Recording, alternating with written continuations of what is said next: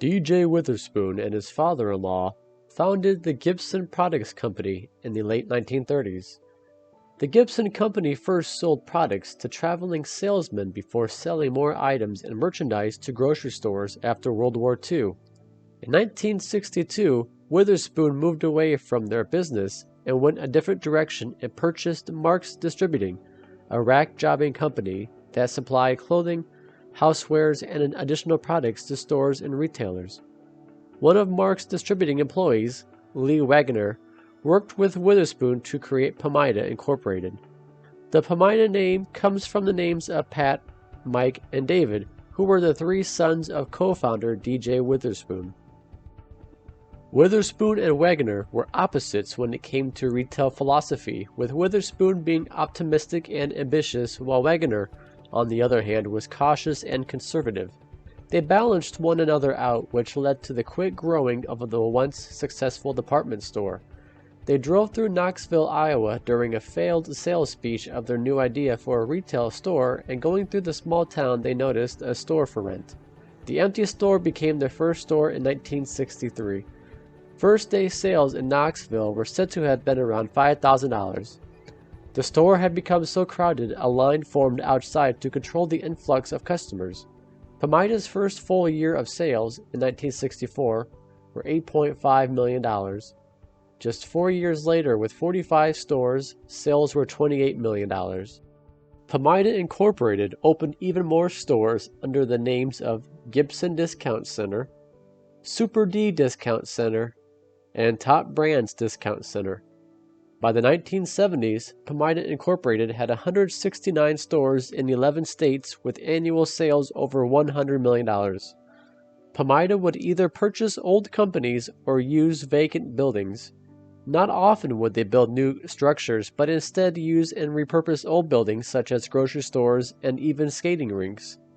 As time progressed into the 1970s and beyond, Pamida began using larger buildings where they could offer additional merchandise and attract even more customers from nearby areas. Once they moved into larger stores, the average store size was 28,000 square feet. Pamida's philosophy was different than competing stores that opened just a year earlier, such as Target, Wal-Mart, and Kmart, where Pamida targeted smaller towns.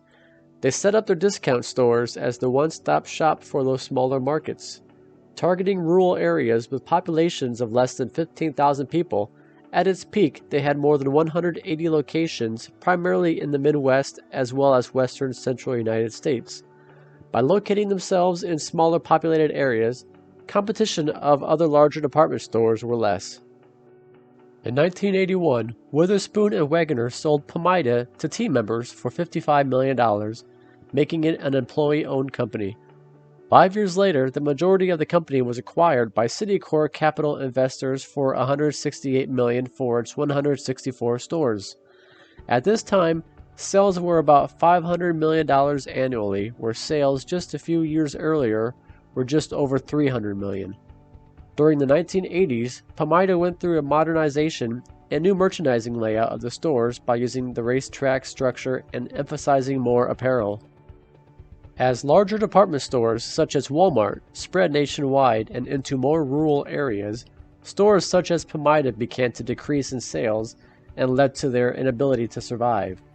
Increasing debt as well as competition put Pamida in a difficult situation. They attempted to readjust store layouts and merchandise placement, as well as use even larger stores in the excess of over 40,000 square feet to help compete. By the mid-1990s, Pamida also began to incorporate pharmacies in over 40 other stores. Pamida soon announced their plans to close 40 other 185 stores by May of 1995. During this time, just over 90% of their stores were in areas with less than 20,000 people. In 1999, Shopko Stores Incorporated, a once competitor to Pamida, purchased the company for $110 million. By purchasing the company, Shopko also acquired Pamida's $265 million of debt. At this time, there were 147 Pamida stores within 15 Midwestern and Rocky Mountain states.